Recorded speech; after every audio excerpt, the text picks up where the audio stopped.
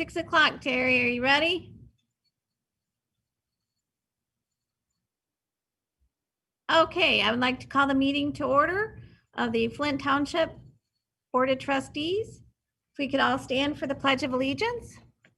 And we'll let Trustee Klee lead us. I pledge allegiance to the flag of the United States of America, and to the republic for which she stands, one nation, under God, indivisible, with liberty and justice for all. Thank you. Thank you. All right, our first order of business is to roll call. Mrs. Vert. Present. Mrs. Pfaff-Dahl. Present. Mrs. Anderson. Present. Ms. Miller is absent and excused. Mrs. Funk, yes. Mr. Klee. Present. Mr. Castle.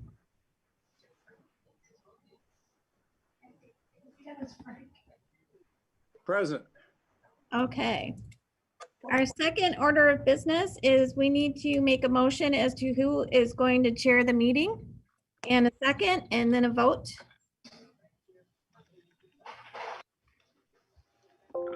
Excuse me, I would move that Clerk Funk be the chair for the meeting in the absence of our supervisor and her condition. And Jerry, I'm going to say it without any addition, please send my regards and the families to her and you as well. Thank you. So my motion was that Clerk Funk be the chair. I'll second that motion. Okay, there has to be a vote. Mr. Klee. Yes. Mr. Castle.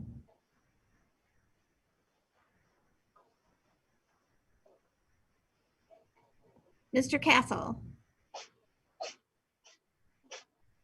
Yes. Mrs. Vert. Yes. Mrs. Pfaff-Dahl. Yes.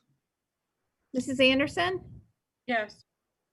And Mrs. Funk, yes. Motion carries that I will chair the meeting.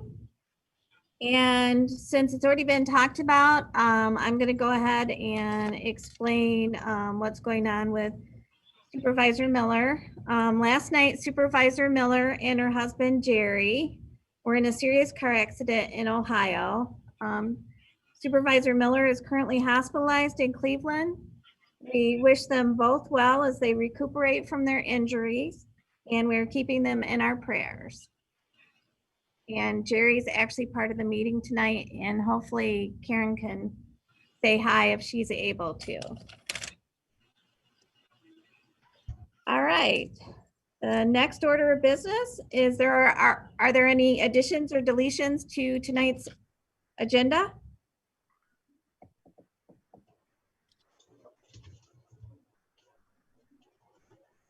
Okay, if there are no additions or deletions to the agenda, we'll move on to the approval or corrections of the minutes from the July 20th, 2020 Board of Trustees meeting. Are there any corrections? This is minor, but where you've got the roll call of the board members, the actual roll call itself fell under the additions and deletions to the agenda. And then I had a question on it's got the board of, on number A, it's got the Board of Trustees special meeting on July 6th, but then it said minutes from July 6th, regular meeting. And I didn't get a chance to go back to see if that were regular or special. Special and a regular meeting. We had it combined. So I'll change it to special and regular meeting. Thank you.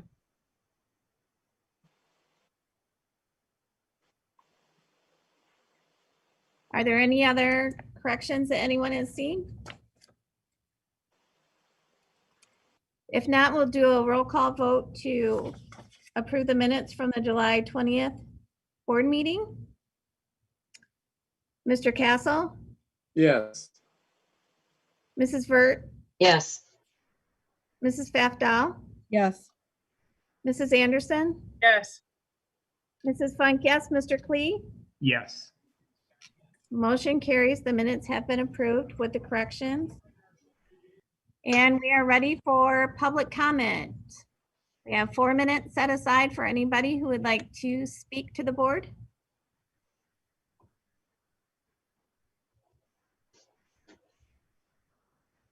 Is there anyone who would like to speak? Neil Seaward, I would like to speak. Okay, you have 4 minutes, Mr. Seward. All right, thank you. I wanted to start this evening by thanking you all once again, but the primary elections obviously are over. And I realize that not everyone, for whatever reasons, were able to support each other. But now that the primary election is over and there were some surprises, I think even though we have a November election, we're still facing that this is the time to come together as a team, especially in light of the information we recently learned regarding Supervisor Miller.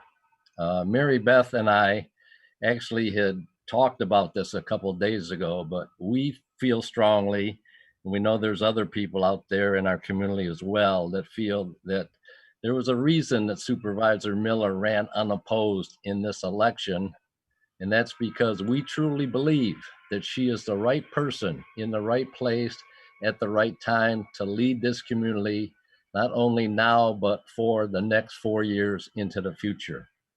So I'd like to ask you, especially during these difficult times, there's a lot of people, especially seniors, that with this global pandemic are having a very difficult time. There's a lot of people that are out there by themselves. They are very scared. I know my wife, Mary Beth, has a call tree, and she calls some of these people that are shut in and all alone by themselves right now. So we always need you and your leadership, but I don't think there's any time that we need you more to come together as a team than right now. And also in respect to the safety and the public safety of the citizens of Flint Township, please support our supervisor in any initiatives that the police and fire need to do. And let's continue to have an excellent police and fire department and do what we need to do to protect the citizens of this community. And again, my wife, Mary Beth, and I would like to just conclude by thanking you again for your service and your leadership to this community. Thank you. Thank you, Mr. Seward. Is there anybody else that would like to speak tonight?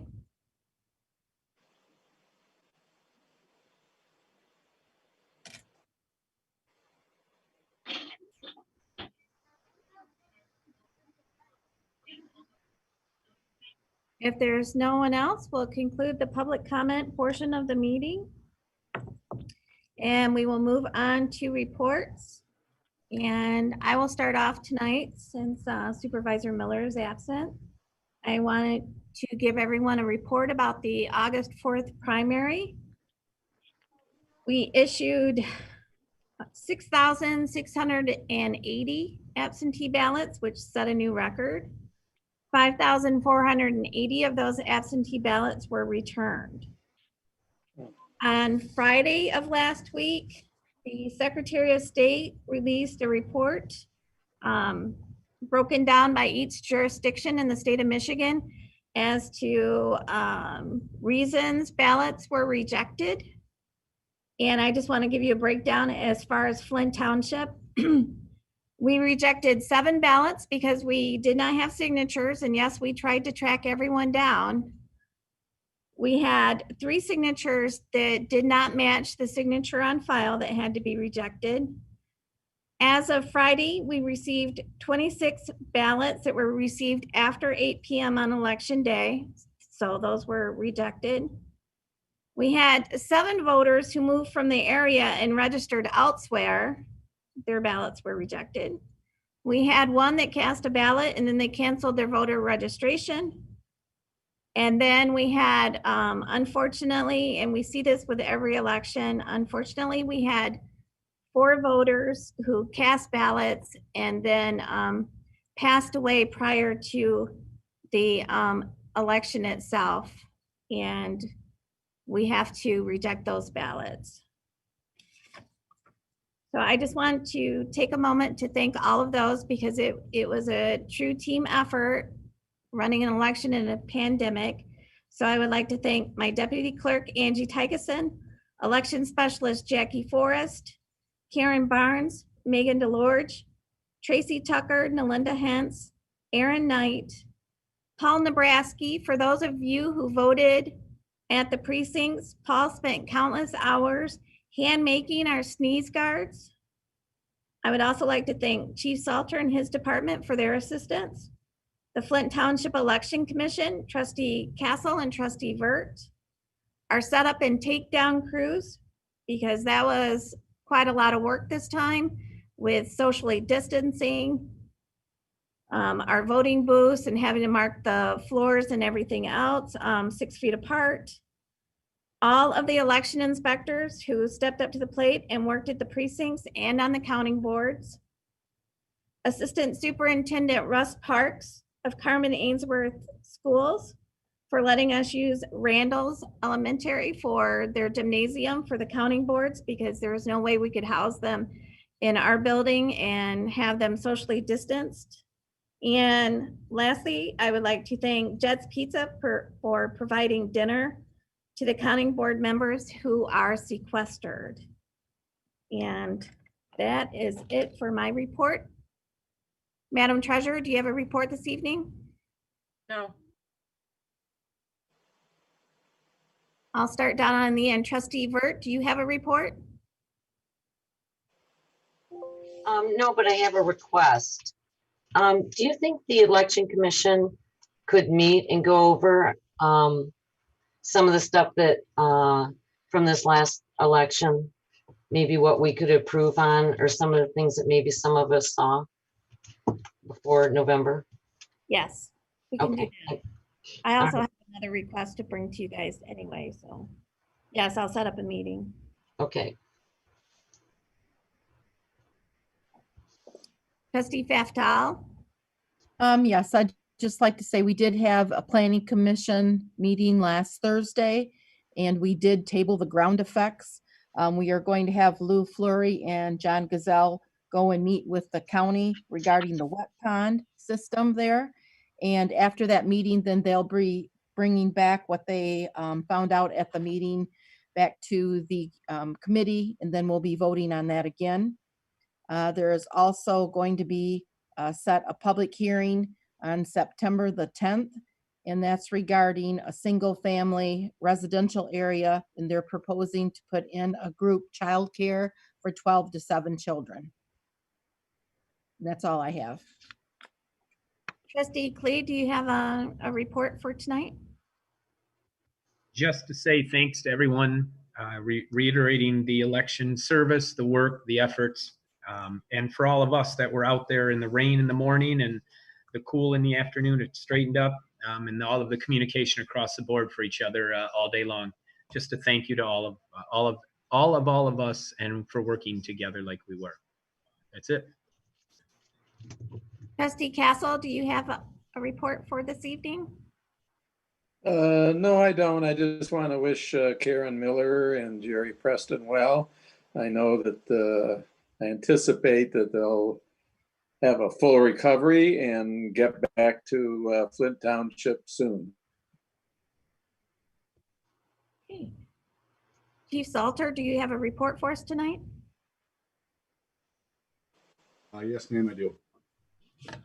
Since our last meeting, approximately 21 days ago, your police department has responded to over 2,700 calls, which is a 99 calls per day average. So our call volume is still up there. And since that time too, we've had a few different shootings. We had the one shooting at the Mega Diner, which I'm sure everybody's aware of, or there's an argument inside of the Mega and erupted into a gunfight. 4 people were shot, with 1 being fatal. The suspect was arrested at the Speedway gas station later on, a few minutes after the incident. Another shooting happened in the 1000 block of West Whittemore, where the suspect accidentally shot his 15-year-old stepdaughter, I'm sorry. The suspect ran away, but he was later caught with the assistance of the Michigan State Police. And we had another shooting yesterday in the 3000 block of Hatherley. The victim was shot in the back as he was in his driveway. That incident is still under investigation. On August 1st, we had a Black Lives Matter protest again, where they met up at Target, marched down Miller Road, stayed in front of our police department for a few different speeches, and then they marched back. Again, the protest in your township was peaceful. That concludes my report, and I have 2 items for the agenda. Mrs. Tucker, do you have a report for us this evening? I think Carol covered the Planning Commission. We do have an EDC meeting tomorrow at 4:30, and the information for that Zoom meeting. All of the Zoom meetings that I'm posting, if anybody needs the information, if you go to the calendar on the website, click on the meeting, and if you hit view details, it has how to connect. So going forward, if anybody ever has a question on that, that's where you can find it fairly easily. I think that's pretty much all I have for tonight, and unless anybody has any questions. Does anybody have any questions for Tucker? Okay, thank you. Okay, we'll move along to the bills. Madam Treasurer.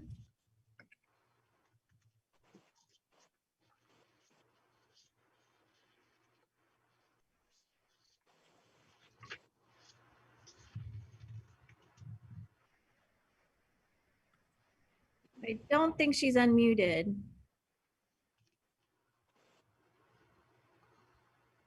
Sorry. I'll start over. Trustees should have received and reviewed the invoices rosters via email. The treasurer is requesting authorization to pay bills in the amount of $481.32.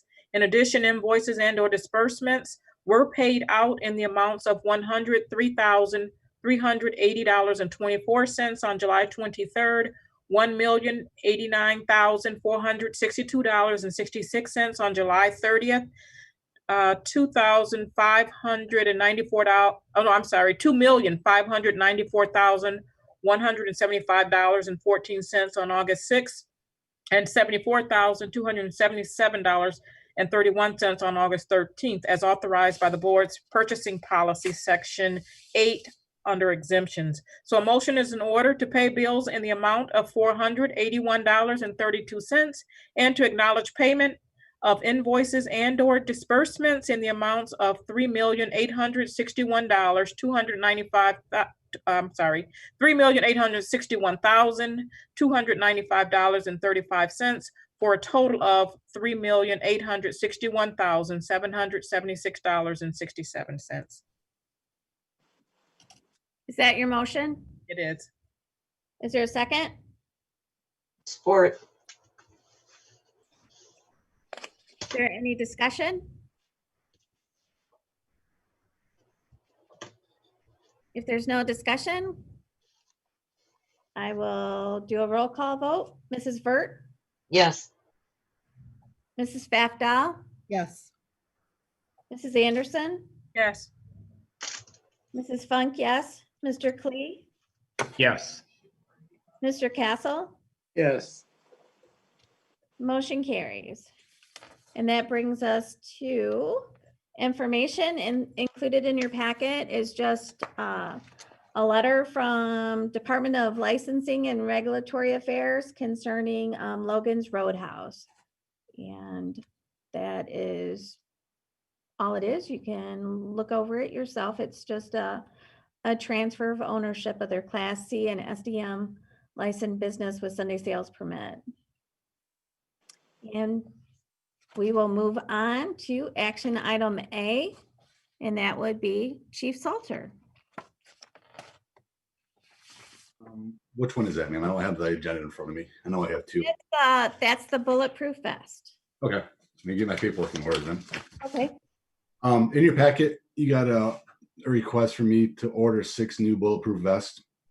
Usually every 5 years, the Department adjusts, or National Institute of Justice recommends that we replace our vests due to warranty issues because they degrade over 5 years. The vest we've been using is the Armor Express Razor. It's a threat level 2 concealable vest. And also we're including a plates for them too, for it's more safe for our officers. We use CMP distributors. That's who we've been using for a long time for them. The vests are $1,015 for a small vest or with a small plate, and $1,055 for a large plate total. The total cost is $6,320 with shipping. And usually we use the Bulletproof Vest Partnership through the federal government. We usually get reimbursed half that cost. So with your approval, I'd like to order them vests. Clee would move that we accept Chief Salter's recommendation using CMP out of the Lansing area again in the amount of $6,320 to purchase the requested vests. I'll second that motion. Is there any discussion? I have a question.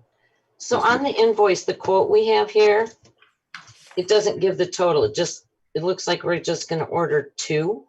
Am I right? That's just the price for each white. We got to order one of the $1,015 one with a smaller plate in it. Then we got to order 5 of the other ones. Okay, That's all what right. comes up to be $62.90. Then we got $40 shipping and handling. Okay, all right. And this is budgeted, correct? Yes, ma'am. Does anyone else have any questions? There's no further discussion. I will call the vote. Mrs. Pfaff-Dow, Yes. Yes. Mrs. Anderson, Yes. Mrs. Funk, yes, Mr. Klee, Yes. Mr. Castle, Yes. Mrs. Vert, Yes, motion carries. Thank you, Action Bob. item B, Chief Salter, this is for the sergeant promotion. Thank you.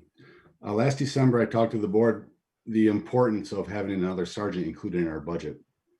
Due to the COVID-19 pandemic, it took a little bit longer than I thought it would. We were supposed to interview back in April, but with the COVID, we had to wait until last week to interview.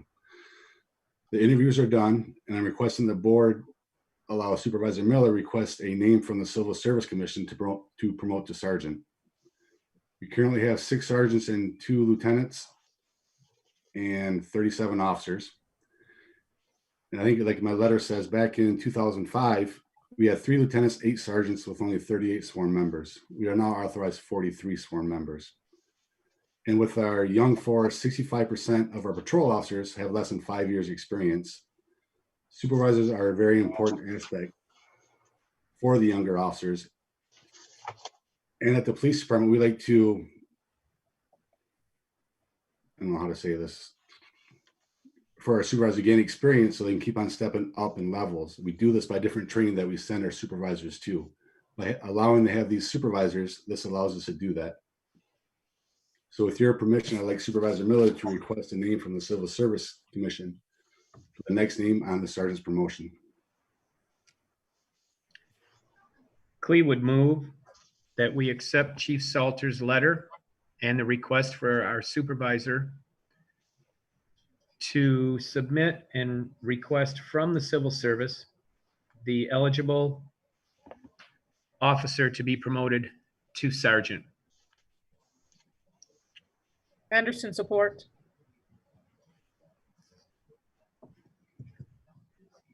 Is there any discussion?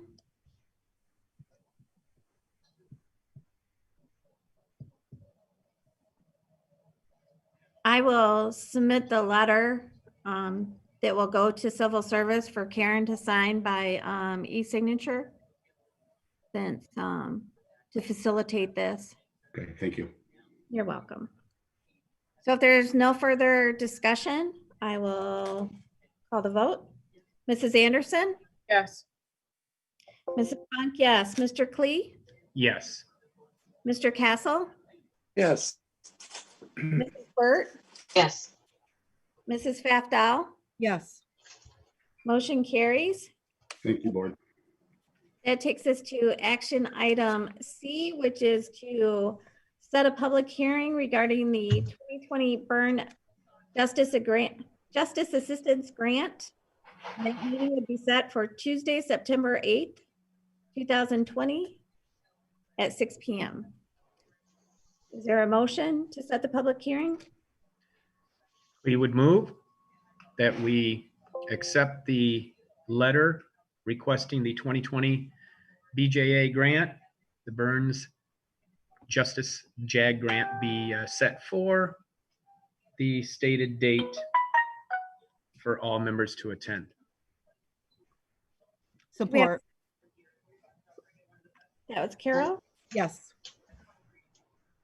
All right, and just to let everyone know, the deadline for anyone who has comments or questions should contact Lieutenant Jim Baldwin at 600-3250, and the deadline for submitting questions is August 23rd, and the notice will be published in the Flint Township View on Thursday. Is there any further discussion?